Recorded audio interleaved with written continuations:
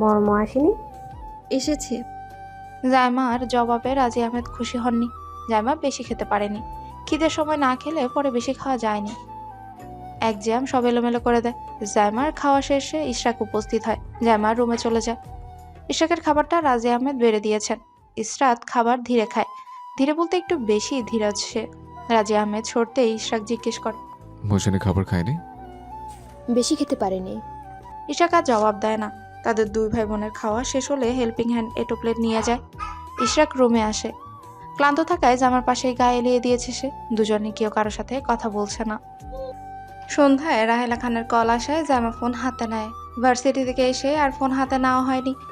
ইশরাক বাইরে গেছে, জায়মার সাথে কথাবার্তা বলেনি সে। জায়মাও আগ বাড়িয়ে বলেনি। বারে ভার্সিটি গেলে এমন একটা বিহেভিয়ার দেখায় যেন জায়মা তার কেউই হয় না, চেনেই না তাকে। জায়মার একদম সহ্য হয় না ইশরাকের এমন ভাব। 10 মিনিট লেট করায় আরো 15 মিনিট দাঁড় করিয়ে রেখেছে তাকে, যেটা তার জন্য অপমানজনক। সেজন্যই সে ইশরাককে 1 ঘন্টা বসিয়ে রেখেছে। জায়মা ইশরাকের কল কেটে দেখে চোখ কপালে তুলে নেওয়ার উপক্রম। 130 মিসড কল। জায়মার ইচ্ছে করছে নিজেকে বাহবা দিতে। কি যে শান্তি লাগছে। ইশরাককে নাচাতে পেরে আলাদা শান্তি অনুভব করছে সে।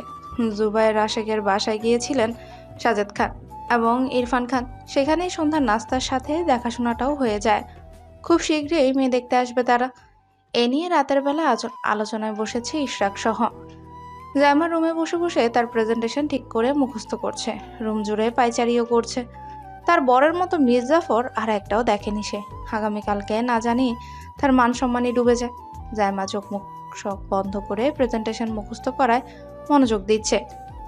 ইশরাকের থেকে একটুও সাহায্য নিবে না সে। কিছু টপিকস বুঝে পড়ে আবার কিছু ঠান্ডা মুখস্থ করে নিজের মতো সবকিছু ঠিক করে।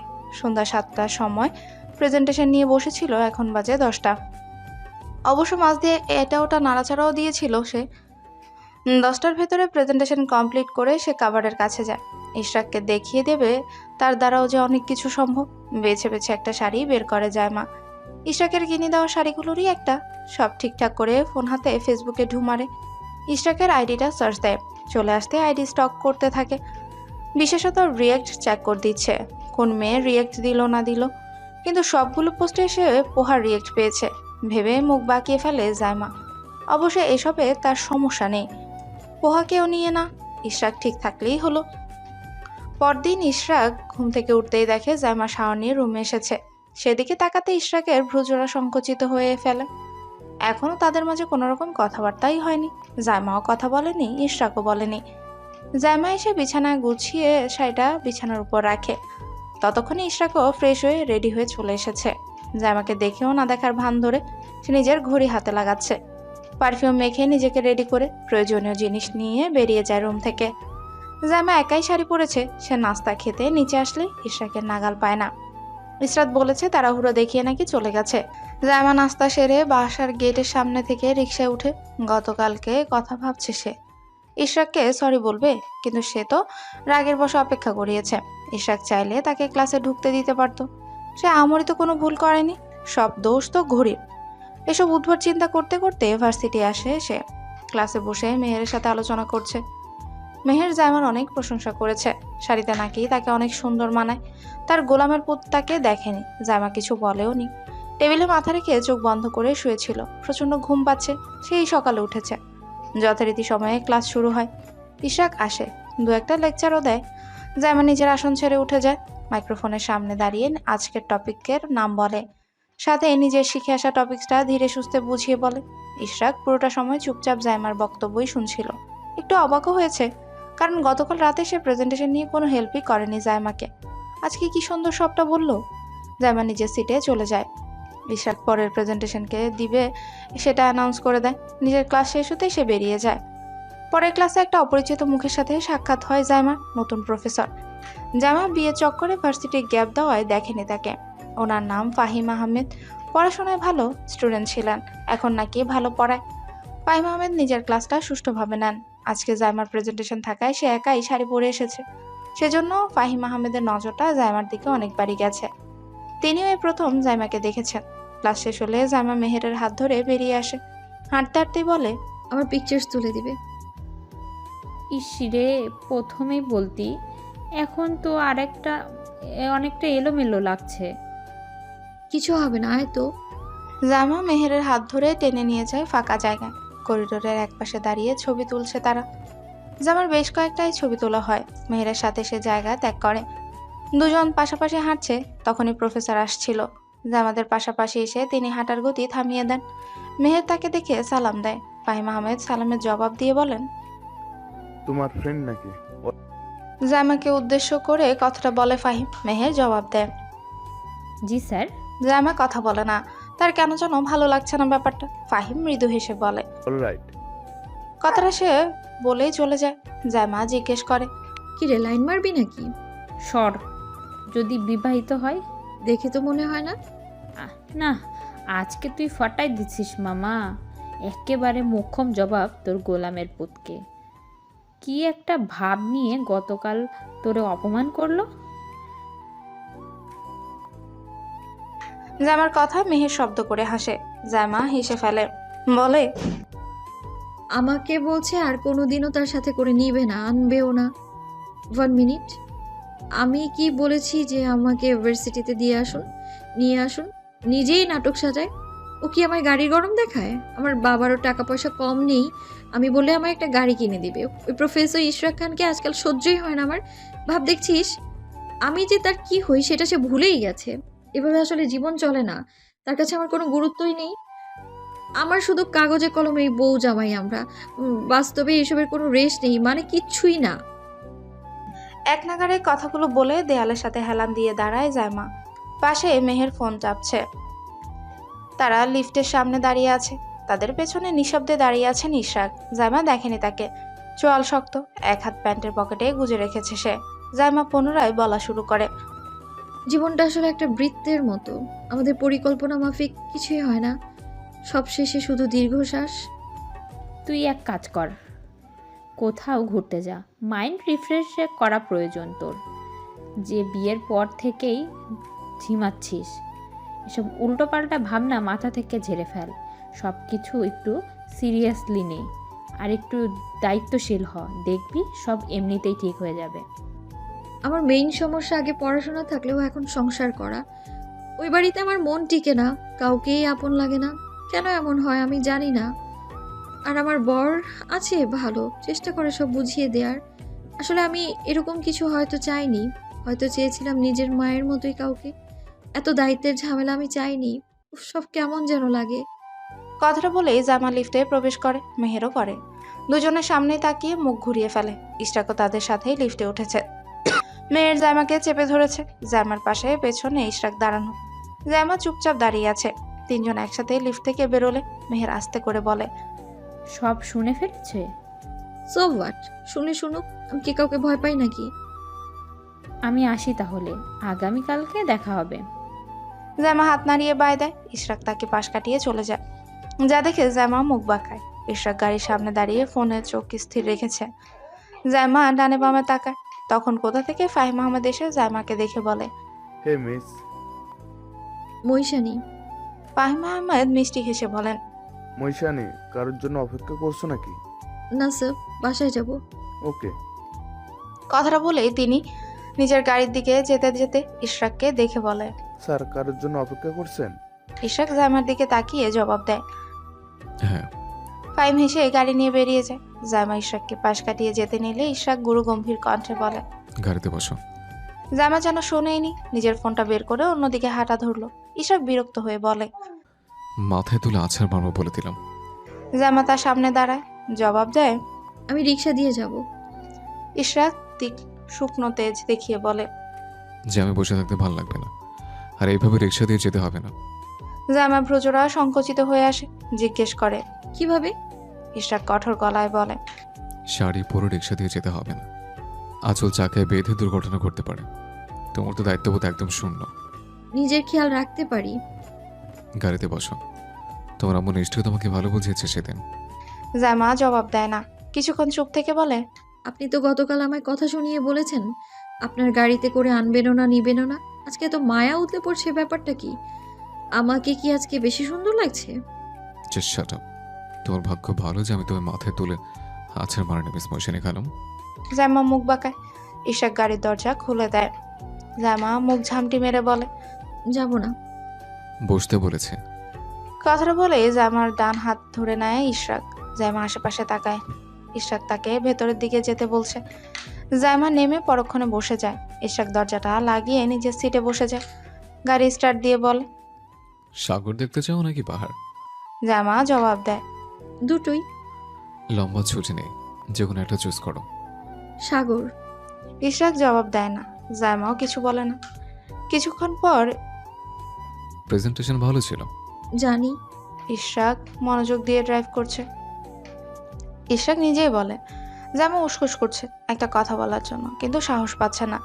ইশরাকের মুখের দিকে তাকাতে তার কলিজা শুকিয়ে যায়। এমনভাবে গম্ভীর করে রেখেছে যেন একটা কথা বললেই গাড়ি থেকে ধাক্কা দিয়ে ফেলে দিবে। ইশরাকের ধৈর্য শক্তি ভালো, সেই জন্য এখন অবধি জাইমাকে সামলে আসছে। জাইমা ইশরাকের দিকে এক নজর তাকিয়ে মুখ ফিরিয়ে নেয়। গতকালকে তারই ভুল ছিল।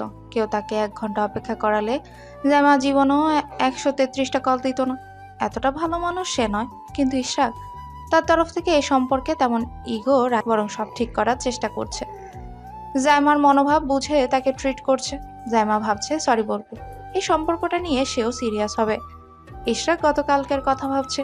মুহূর্তে চোয়াল শক্ত হয়ে আসে তার। কেমন বেয়াদব বলে 15 মিনিট দাঁড় করানোর জন্য তাকে 1 ঘন্টা অপেক্ষা করিয়েছে, তাও 133টা কল দিতে হয়েছে। জাইমা এদিক সেদিক তাকিয়ে বলে, একটা কথা বলি। দুটো বলতে পারো। সরি। ইশরাক জবাব দেয় না। জামা পাশ ফিরে নজর যায় ইশরাকের হাতের দিকে। শার্ট ফোল্ডার করে কোনো অবধি গোটানো। জামা চুপসে যায়। স্টিয়ারিং এ থাকা ইশরাকের হাতের উপর নিজের 2 হাত রেখে ব্যাকুল কণ্ঠে বলে, আমি বুঝতে পারিনি আপনি এতটা সিরিয়াস। এতগুলো কল করতে হয়েছে, তার জন্যও সরি। আমি আর কখনো এমন কিছু করব না। ইশরাক তবুও চুপ। জামা হাত সরিয়ে নিয়েছে। বাসায় আসলেও ইশরাক কোনো রকম কথা বলেনি তার সাথে।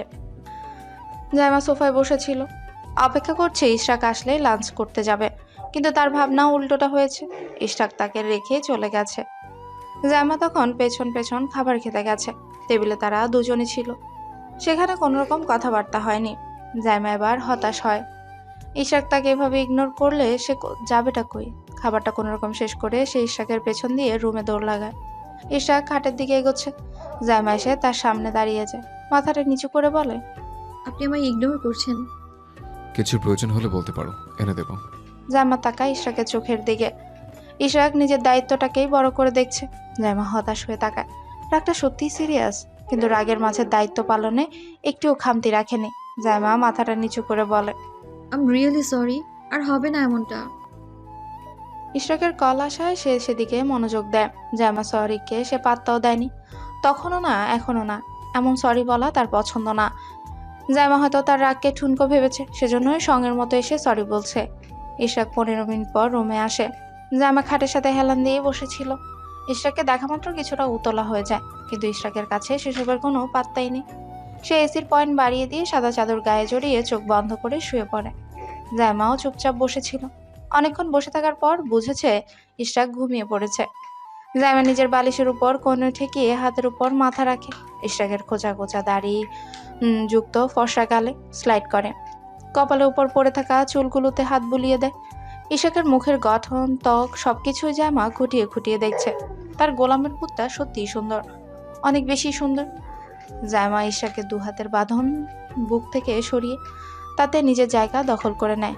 ইশরাকের বুকের সাথে লেপ্টে থেকে অন্য হাত নিজের কাঁধের উপর দিয়ে রাখে। কম্বল টেনে নিজেকে ঢেকে দেয়। ইশরাকের ঘুমের সুযোগে তার বুকে নিজেকে গুজে রেখে পৈশাচিক আনন্দ পাচ্ছে জাইমা। সব সময় তো তার ঘুমের সুযোগ নেয়, আজকে না হয় সেই সুযোগটা নিল। শুয়ে শুয়ে জামা ভাবছে কক্সবাজার গেলে সে কি জামা নিবে। তার তো সুন্দর জামা নেই আপাতত। শাড়ি পরবে? ঈশা কি তাতে নতুন জামা কিনে দিবে? কবে যাবে? নাকি প্ল্যানিং শেষ? জামাকে সুন্দর করে ছবি তুলে দিবে তো? খুন রিসোর্টে উঠবে? হাজারটা জল্পনা কল্পনা নিয়ে ঘুমিয়ে পড়ে জাইমা। জাইমার চোখে তন্দ্রা লেগে আসতে ইশরাকের ফোনে ভাইব্রেশনটা আওয়াজে মাথা ব্যথা শুরু হয়ে যায়। ইশরাক নিজের কল টের পেতেই ধরফড়িয়ে উঠে বসে। জাইমা কিছুটা ছিটকে যায়। ইশরাক কল রিসিভ করে ফোনটা কানে চেপে বলে, বলো। এরপর টুকটাক হুহা টাইপের কথা বলে। জাইমার মাথার যন্ত্রণায় ছটফট শুরু করে দিয়েছে। তার মাইগ্রেনের মতো বাজে একটা সমস্যা আছে, এত বাজে যেটা সে ভাষায় প্রকাশ করতে পারে না। ইশরাক ফোনটা রেখে শুয়ে পড়ে। জামা মাথায় হাত দিয়ে চোখ বন্ধ করে রেখেছে, আর বা চোখ দিয়ে টপ টপ করে পানি পড়ছে। মুহূর্তে চোয়াল নাক সব লাল বর্ণ ধারণ করেছে। ইশরাকের দিকে আর চোখে তাকাতে তার ভেতরটা এলোমেলো হওয়ার মতো অদ্ভুত এক অনুভূতি প্রভাবিত হলো। জামার কষ্ট হচ্ছে ইশরাকের মুখ ফিরিয়ে নেওয়া টাইপের অবহেলা দেখে। সে ইশরাকের ডান হাত নিজের হাতের মুঠোয় নেয়। ইশরাক জামার দিকে তাকিয়ে ভ্রুজোড়া সংকুচিত করে ফেলে। জামা কি সত্যি কান্না করছে? জামা অপরাধী ভঙ্গিতে বলে, সরি বলেছি, প্লিজ ইগনোর করবে না। আমি কাছের মানুষের ইগনোর নিতে পারি না। ইশরাক জবাব দেয় না। জামা তাকে কাছের মানুষ বলে আখ্যায়িত করেছে, তার কি খুশি হওয়া উচিত? ইশরাক তাকায় সে কোমলমতি চেহারার দিকে, যা এক নিমিষে তার হৃদয় আন্দোলিত করে তোলে। ওই চাহনিতে ইশরাক না চাইলেও আটকে যায় অদ্ভুত অজানা এক মায়ায়। জায়মার মতো মেয়ে তার পছন্দ না, কিন্তু জায়মা কিভাবে তার পছন্দের মানুষে পরিণত হলো ইশরাক সেটা বুঝতেই পারেনি। প্রথম যখন দেখা হয়েছিল ইশরাকের সাথে জায়মার, অদ্ভুত কর্মকাণ্ড ইশরাক খানিক বিরক্ত ছিল। খানিক না, অনেকটাই।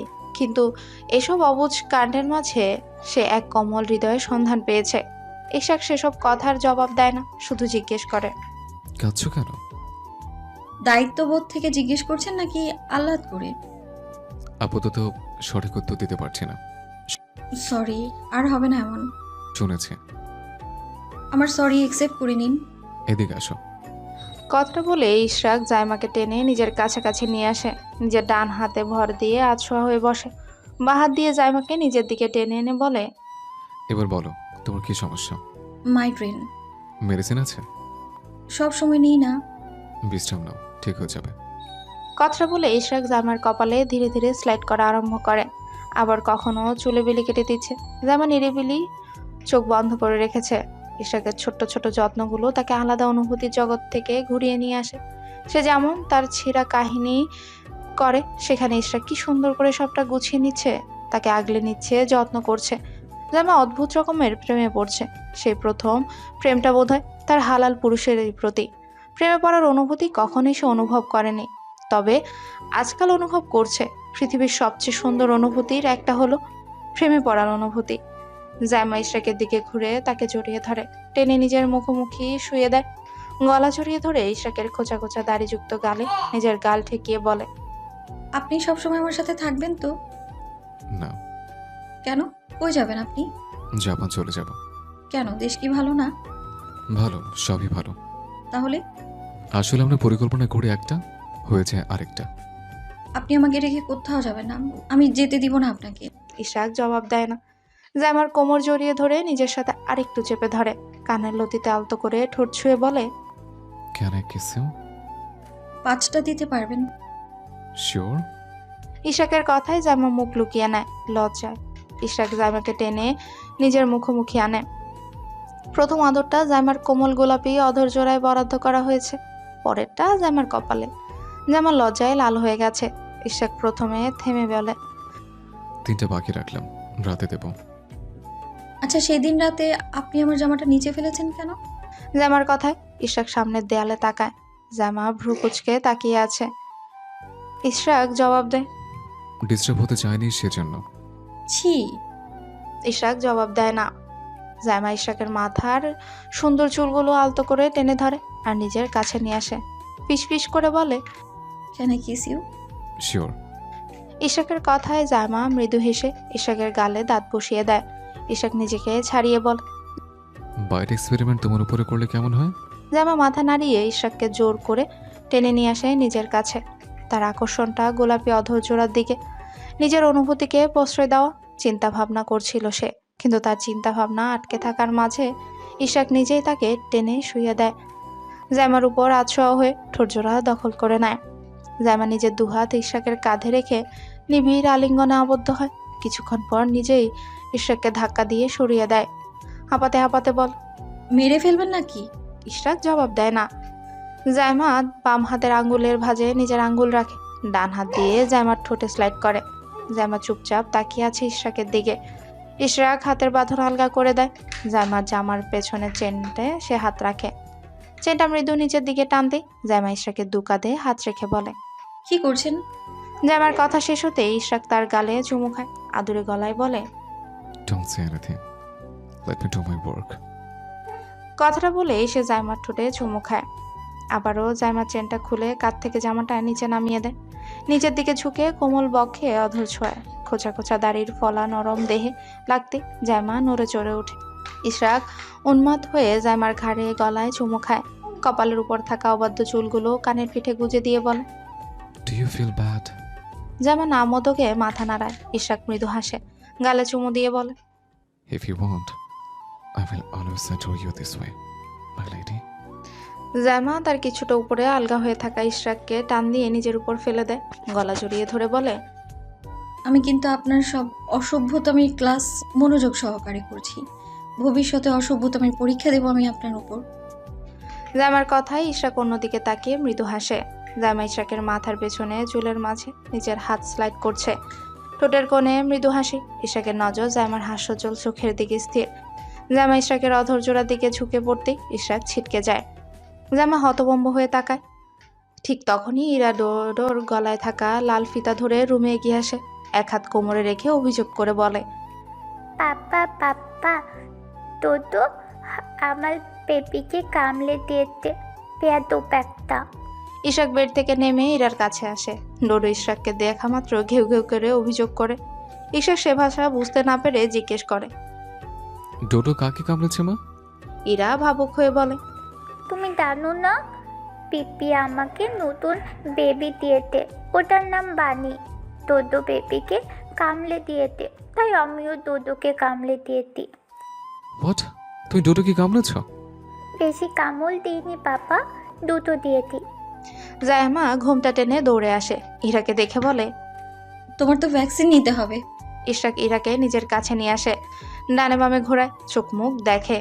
ইশরাকের এমন খুঁটিয়ে খুঁটিয়ে দেখা জাইমা জিজ্ঞেস করে। ওকে এভাবে চেক কেন করছেন? ইশরাক চিন্তিত গলায় বলে, ওর মাঝে আবার তোমার কোনো জেন চলে আসলো নাকি? কি? ইশরাক শান্ত দৃষ্টিতে তাকায়, গম্ভীর স্বরে জবাব দেয়, ইরা কখনোই ডোডোকে কামড়ায়নি। এখন হঠাৎ এত ফাসিল হয়েছে যে একটা কুকুর তার দলকে কামড়েছে, সেজন্য সেও কুকুরকে কামড়ে দিয়েছে। ইরার ফাজি হওয়ার পেছনে আমার জিন বা জেনোটাইপ আসছে কেন? তুমি এরকমই দুষ্ট। চিন্তা করবেন না, ভবিষ্যতে আপনার মেয়ে আমার থেকেও 4 গুণ হবে। ইশরাক চিন্তিত হয়ে ইরাকে কোলে তুলে নেয়। ডোডোকে পাশ কাটাতে গেলে ডোডো ঘেউ ঘেউ করে ওঠে। জামা এক লাফে ইশরাকের হাত ধরে তাকে নিয়ে রুমের বাইরে দৌড় লাগায়। ইশরাক জামাকে ধমক দিয়ে বলে, আরেকটু হলে নিচে পড়ে যেতাম। কাউন্সিলস কোথায় রেখে এসছো? জামা কাচু মামুচু হয়ে জবাব দেয়, রুমে বালিশের নিচে। কমন সেন্স নিয়ে আমার আশেপাশে আসবে, নাহলে আসার দরকার নেই। জামা বিরক্ত হয়। মুখ ঝামটি মেরে রুমের দিকে পা বাড়াতেই দেখে ডোডো আসছে। ইরা তখন হাততালি দিয়ে বলে, দোদো দুষ্টু করেছে, তাই কামড়ে দিয়েছি। ইশরাকের মুখটা থমথমে। জামা রাগ দেখিয়ে বলে, যাদের কমন সেন্সের অভাব থাকে তারাই কুত্তার বাচ্চা পালে। মশানি, মুখ সামলে। বেশি বাড়াবাড়ি করলে ডোডোকে আমার সাথেই রাখবো। ওয়াক, আমি ওই রুমেই যাব না। না গেলে নাই, সরো আর ডোডোকে আসতে দাও। জামের আগে মুখশ্রীর রং পরিবর্তন হয়ে গেছে। ইশরাক ডোডোকে নিয়ে ইসরাতের রুমের দিকে যায়। জামা রুমে প্রবেশ করে দরজাটা জোরে সোরে লাগায়। খুব জোরে আওয়াজ হয়েছে দরজা লাগানোতে। জামা বিরক্ত হয়। দরজার সামনে দাঁড়িয়ে একটা লাথি বসায় দরজায়, কারণ বেশি জোরে শব্দ হয়েছে। রুম জোরে পায়চারি করতে থাকে সে। ইশরাকের মতো গিরগিটি সে জীবনও দেখেনি। বেড়ে গেলে আদর, বাইরে গেলে ধমক। খানবিলা সবাই লিভিং রুমে বসেছে। আলোচনা, ইরা ডোডোকে কামড় দিয়েছে, এখন তাকে ভ্যাকসিন দিতে হবে। ভ্যাকসিনের কথা শুনে ইরা খুশিতে লাফাচ্ছে। উপস্থিত সবার মুখে যখন চিন্তার ছাপ, ইরা খুশিতে লাফিয়ে বলে, দোদোকে প্রতিদিন কামড়ে দিব আর ভ্যানিলা আইসক্রিম খাবো। ইরার কথায় ইসরাত শব্দ করে হেসে ওঠে। ওহাও যোগ দেয় তাতে। আনায়া মেয়ের কথায় হতভম্ব। তখন ইশরাক বলে, ভ্যাকসিন আর ভ্যানিলা আইসক্রিম এক না মা? না বাবা, তুমি জানো না, দোদোকে কামড়ালে ডক্টর আমায় ভ্যানিলা আইসক্রিম খেতে দিতে। তখন মাম্মা তুমি দাদিন কিছু বলতে পারবে না। ইরার কথায় সবাই হেসে দেয়। তার কাছে ভ্যাকসিন মানে ভ্যানিলা আইসক্রিম। তার মাম্মাম দাদিন আইসক্রিম খেতে দেয় না, তার বাবাও না। ইশরাক ইরার দিকে তাকিয়ে চিন্তিত। মেয়েটা কি পরিমাণ দুষ্ট হয়েছে যে কুকুরকে কামড়ে দিয়েছে? রাজি আহমেদ কুকুর পছন্দ না, কিন্তু তার ছেলে মেয়ে, ছেলের বউ সবাই ওই ডোডোকে আহ্লাদ করে, সেজন্য কিছু বলতেও পারে না। না হলে এইসব কুকুর উনি বাসায় জায়গা দিতেন না। ঘড়ির কাঁটা সন্ধ্যা 7টার ঘর ছুঁয়েছে। হেল্পিং হ্যান্ড নাস্তা রেডি করছে। আনা ইরাকে একটু একটু বকাঝকা করছে, বুঝাচ্ছেন যে ডোডোকে যাতে কামড় না দেয়। একটু পর তাকে নিয়ে বেরোবে ইরফান, ভ্যাকসিন দিয়ে বাসায় আসবে। রাজি আহমেদ ইশরাককে জিজ্ঞেস করেন, জাইমা কোথায়? ঘুম থেকে উঠেনি? তখন পোহা জবাব দেয়, খালামণি, তোমার ছোট বউ তো দেখি বড় লোক, আমাদের কারোর সাথেই মেশে না, লিভিং রুমে তো আসেই না। আনায়া ভাবির মতো কাজ বাজ করলেও তো হতো। রাজি আহমেদ জবাব দেন না। এমনিতে ইশরাকের নিষেধাজ্ঞা, কিন্তু শাশুড়ি হিসেবে তিনি দু একটা কথা বলার অধিকার রাখেন। ইশরাক পোহার কথায় পাত্তা দেয় না, শুধু শুধু ঝগড়া হবে। এছাড়া পোহার সাথে কথা বলার মতো রুচি তারও নেই। ইশরাকের জরুরি কল আসে, সে উঠে বাইরে আসে। চারপাশে লাইট জ্বলছে, চার দেয়ালের মাঝের পরিবেশ বেশ শান্ত। মেঝেতে সবুজ ঘাসগুলো দেখে ইশরাক জুতো জোড়া খুলে সাইডে রাখে। বিশাল গার্ডেনের সবুজ ঘাসের উপর হেঁটে হেঁটে কথা বলছে সে। কিছুক্ষণ পর সুইমিং পুলে পা ভিজিয়ে বসে যায়। ফোনে কিছু টপিকস মনোযোগ সহকারে দেখছে সে। তার আগামীকাল ক্লাসগুলো কাজে লাগবে। গরম ধোয়া ওঠা কফির মগটা ইশরাকের দিকে বাড়িয়ে দিয়েছে কেউ। ইশরাক সে ধোয়ার ভ্যাবসা ভাব অনুভব করে ফোন থেকে চোখ তুলে তাকায়। তার পাশে কিছুটা দূরত্ব বজায় রেখে বসেছে পোহা। ইশরাকের কফির মগটা বাড়িয়ে দিয়েছে এক হাতে, অন্য হাতে নিজের কফিতে চুমুক দিচ্ছে। ইশরাক ফোনটা রাখে, কফির মগটা নিয়ে দাঁড়িয়ে যেতে নিলে তার হাতে হ্যাচকা টান পড়ে, যার ফলস্বরূপ ইশরাক সরাসরি পানিতে পড়ে যায়। ইশরাক পড়ার আগে পোহা পানিতে পড়ে ডুবোডুবি খাচ্ছে। পোহা সাইডে সরে আসে, দাঁড়িয়ে কাশতে থাকে সে। হুট করে পড়ে অনেকগুলো পানি পেটে গেছে। ইশরাক বিরক্ত হয়, দাঁড়ায়। পোহাকে কাশতে দেখে সে শুধু তাকিয়ে রয়। পোহা নিজেও ভাবতে পারেনি এমন একটা অঘটন ঘটবে। সে ইশরাককে কফির মগ দিয়ে নিজেও দাঁড়িয়ে যেতে নিয়েছে, কিন্তু বসার জায়গায় পানি থাকায় সে স্লিপ কেটে গেছে। ভেবেছিল ইশরাকের হাত ধরলে বেঁচে যাবে, কিন্তু তেমন কিছুই হয়নি। নিজেই সুইমিং পুলে পড়ার পরেও ভেবেছে ইশরাক পড়েনি, কিন্তু না, তার সাথে ইশরাকও সুইমিং পুলে। ঘটনাটা অনাকাঙ্ক্ষিতভাবে ঘটলেও পোহার কাছে একটা প্লাস পয়েন্ট। ইশরাক পুল থেকে উঠে যায়, ওটা হাতে নিয়ে সে ভেতরে চলে আসে। পোহা একটা মগ পেয়েছে, সেটাও নিচে পড়ে ভেঙে গেছে।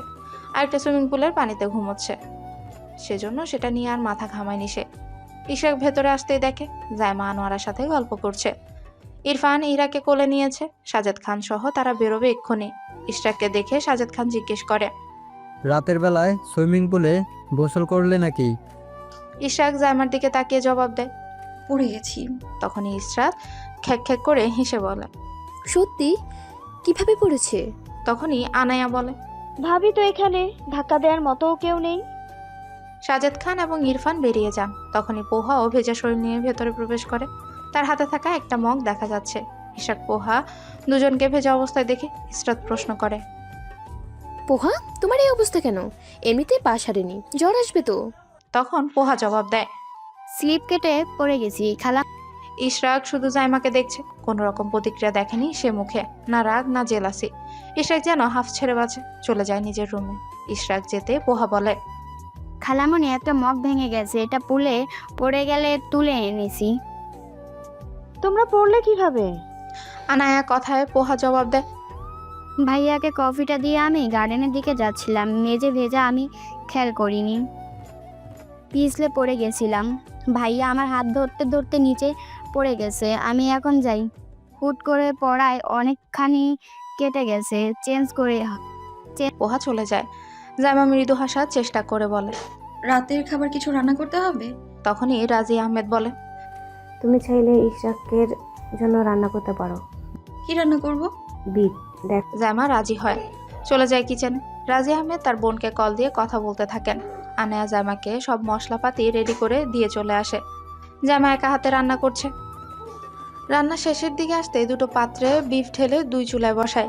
ইশরাকের জন্য যেটা আলাদা করা, সেটাতে মন মতো মরিচ মিশিয়েছে সে। বাকিদের জন্য যেটা, সেটা ঝাল স্বাভাবিক রেখেছে। রান্না শেষ হলে জাইমা ইশরাকের বিফটা একটা কাচের বাড়িতে ঢেলে নেয়। কালারটা এত সুন্দর এসেছে যেটা জাইমার কল্পনারও ছিল না। স্বাভাবিক বিফটা টেস্ট করে সে, অতটা খারাপ হয়নি। ইশরাকের জন্য প্লেটে গরম গরম সাদা ভাত বেড়ে নেয়, সালাদও কেটে নেয়, মাছের ঝোল আর একটা বাটিতে নেয়, পানির গ্লাস সহ সবকিছু সাজিয়ে গুছিয়ে রুমের উদ্দেশ্যে রওনা হয়। জাইমার কাজ দেখে রাজি আহমেদ খুশি হন, আস্তে ধীরে সাংসারিক হয়ে উঠবে বলেই ধারণা করেন। জাইমা যেতেই তিনি কিচেনে আসেন। সব ধুমে মুছে জায়গা মতো রেখে দিয়েছে জাইমা। কিচেন গোছানো, জাইমার কাজকর্ম পরিষ্কার দেখে বুঝে ফেলেন রাজি আহমেদ। ইশরাক ল্যাপটপ নিয়ে কাজ করছিল। ঘন্টাখানেক পেরিয়েছে, শুরুমও এসেছে, চেঞ্জ করে ল্যাপটপ নিয়ে বসেছিল। তার কাজ অলমোস্ট শেষ। তখনই জাইমার আগমন হয়। সে সেন্টার টেবিলের উপর খাবারের ট্রেটা রেখে দেয়। ইশরাক জাইমার দিকে তাকায়, তবে সে মুখে কোনো হাসি দেখতে পায় না। ইশরাক ল্যাপটপ রেখে জিজ্ঞেস করে, তুমি রান্না করেছো? জাইমা নিজের ফোনটা হাতে নেয়, কিছুটা খোঁচা মেরে জবাব দেয়, না, পোহা রান্না করেছে, আমাকে দিয়ে পাঠিয়েছে আপনার জন্য। তাহলে খাওয়া যাবে না। জাইমা এগিয়ে আসে, জিজ্ঞেস করে, কেন কেন? খেয়ে দেখুন না, ভালোবাসার ঘ্রাণ পাবেন। ইশরাক জবাব দেয় না, উঠে দাঁড়ায়। জাইমা হতভম্ব হয়ে যায়, কাট গলায় বলে, আমি রান্না করেছি। পরে খাবো। জাইমার রাগ হয়, এগিয়ে এসে ইশরাকের কলার চেপে ধরে, চিবিয়ে বলে,